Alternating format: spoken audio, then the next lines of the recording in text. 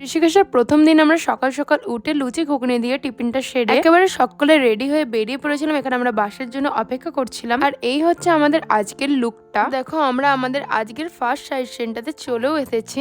এই জায়গাটা এতটা সুন্দর ছিল না যে চোখে দেখলে তাই এটাকে জাস্টিস করা যাবে। তাই এখানে এসে তো আমি আর আমার বোন দুজনে পাগলই হয়ে গেছিলাম, ফটো ভিডিও তুলেই যাচ্ছিলাম। তো এখানে আমার বোন আমাকে এই ভিডিওগুলো করে দিয়েছিল। চলো এবার তোমাদেরকে এখানে মেইন জায়গাটাতে নিয়ে যাই। এই জায়গাটা ছিল জাস্ট ওয়াও জায়গা, আমার তো খুবই ভালো লেগেছে। সব থেকে শেষে আমি আর আমার বোন হাঁটতে হাঁটতে ওখানে যাচ্ছিলাম, কারণ ততক্ষণে আমার বাড়ির সকলে ওখানে চলে গিয়েছিল। হচ্ছে এখানে মেন ভিউটা, এখানে ছিল একটা পাহাড়ি নদী, আর এখানে আমরা সকলে বোটিংও করেছিলাম। এই নদীর জলটা ছিল পুরো কাঁচের মতো পরিষ্কার, যেটা আমার খুবই দারুণ লেগেছিল।